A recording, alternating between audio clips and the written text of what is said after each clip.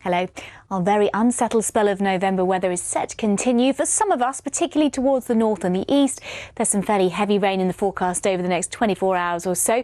Further south and towards the southwest, things are tending to dry up through the day on Friday, so it's going to be a day of mixed fortunes. Let's look at the expected rainfall accumulation over the next 24 hours.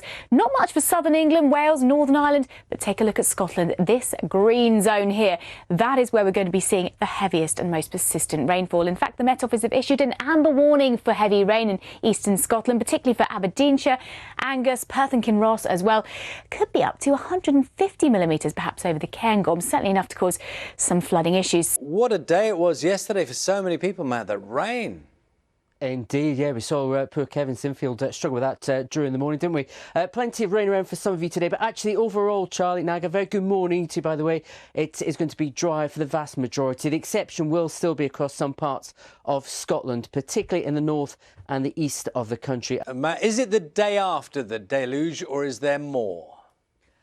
For some, there is more, Charlie. For others, it is the day after. Very good morning to you. Yeah, not a particularly pleasant sight for one or two this morning as you step out. This is the view just a short while ago in Edinburgh. Just a sense, Matt's on standby for the weather here. Can you just, I know the players are talking quite a bit about the conditions. What's the John Watson assessment of what it feels like now you're there? Yeah, do you know what? It's weird, isn't it? I mean, we were saying how, it's been moved, hasn't it, from the summer to the winter, and that was obviously going to, bring the temperatures down. But it was still, what, 32 degrees yesterday lunchtime when Wales were out there training. And Rob Page, their manager, was saying that when they play those matches, they've got to play their second group game at 1 o'clock local time here.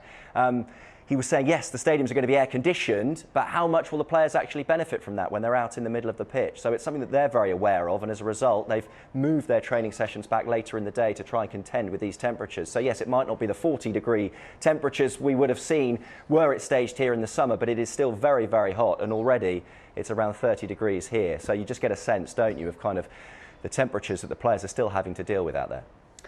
John, thanks very much. We'll talk to you later on. So, as promised, Matt's got the weather for us. The contrast could hardly be greater, could it, Matt?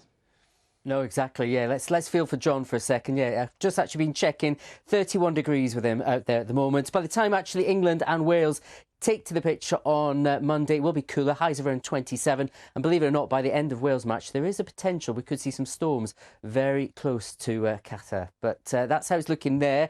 The contrast with here, well, this is the scene in Kent.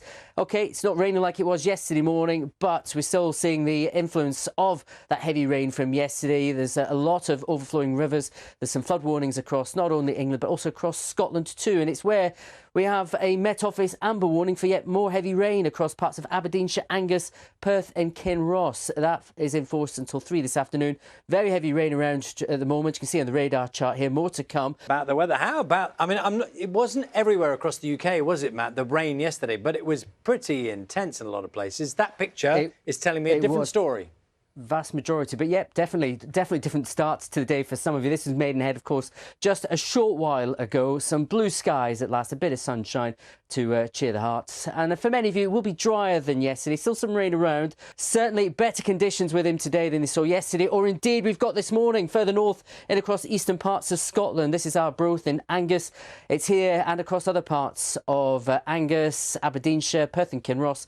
There is currently a Met Office amber warning out for heavy rain to take us through much of the day. Already seen plenty of rain so far. River levels rising. There could be some further flooding.